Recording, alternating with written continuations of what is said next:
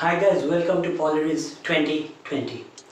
In this particular episode, we will discuss the traits of a good communicator or for that matter a confident speaker.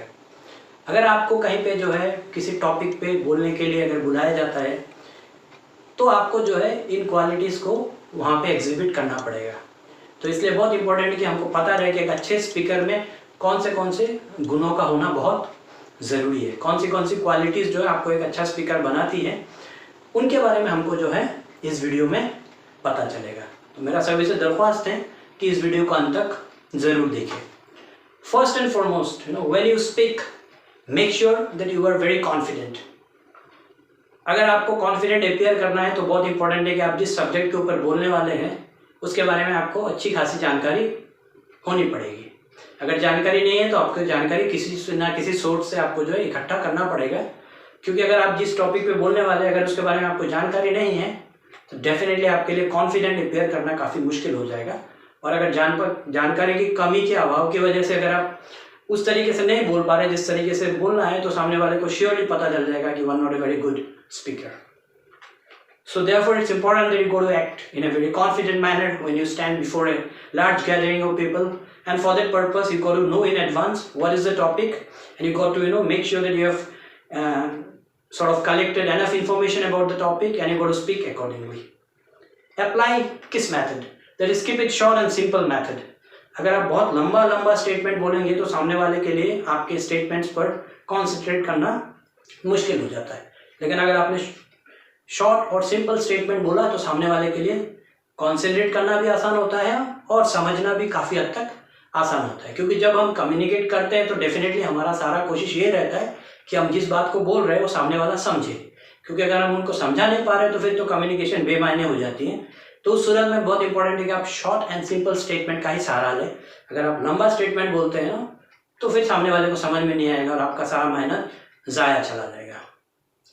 जब आप interact करते हैं, खासकर अगर आप काफ़ी लोगों के साथ जो है बातचीत कर रहे हैं, as I have stated that assuming you are addressing a large gathering of people, make sure that it is interactive and interesting. आपको जो इंटरेक्ट इस तरह से करना है कि सामने वाले को जो आपका बात सुनकर मज़ा भी आए, उनको समझ में भी आए और इस तरह से आप चीज़ों को पिच करें कि उनको जो है अच्छा भी लगे। तो you have to make sure that it's very interactive, the session has been kept interactive, and at the same time it's interesting as well.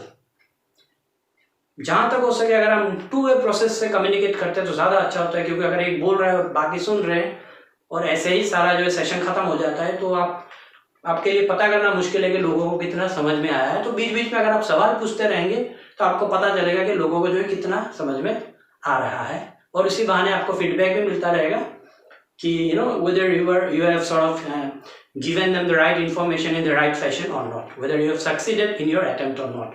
So make sure that you are getting the feedback from the people and keep the session as interactive as possible. Use the concept of storytelling. इस तरीके से आप बात कीजिए कि सामने वाले को लगे जैसे आप एक कहानी सुना रहे हो। उसमें क्या होता है, लोगों को ज़्यादा मज़ा आता है, लोगों को ज़्यादा आसानी से समझ में भी आता है। लेकिन अगर आप ऐसे चीज़ों को बहुत ज़्यादा आपने कॉम्प्लेक्स कर दिया है, बहुत सारा फैक्ट्स एंड फिगर्स लेके आप चले आए हैं, बहुत सारा डेटा आपने जो है अपने स्पीच में डाल दिया है, तो लोगों के लिए चीज़ों को समझना थोड़ा सा मुश्किल भी हो सकता है। इसलिए इम्पोर्टेंट है कि आप एक स्टोरी टेलिंग की तरह चीज़ों को जो है उनके सामने रखें ताकि उनका इंटरेस्ट भी बना रहे और उनको समझने में भी काफ़ी आसानी हो। एक लास्ट इंपॉर्टेंट पॉइंट जिसमें हम अक्सर गलती कर जाते हैं कि voice modulation. Don't try to sound very monotonous. एक ही वॉइस में आप बात मत कीजिए, कभी थोड़ा सा पिच हाई कीजिए, कभी थोड़ा सा मीडियोकर रखिए, कहीं पे थोड़ा सा हल्का सा आप नीचे भी ला सकते हैं। लेकिन अगर आप फ्लैट आउट बात कर रहे हैं, you are maintaining the same modulation level all along, then definitely the audience will not have a very pleasant experience.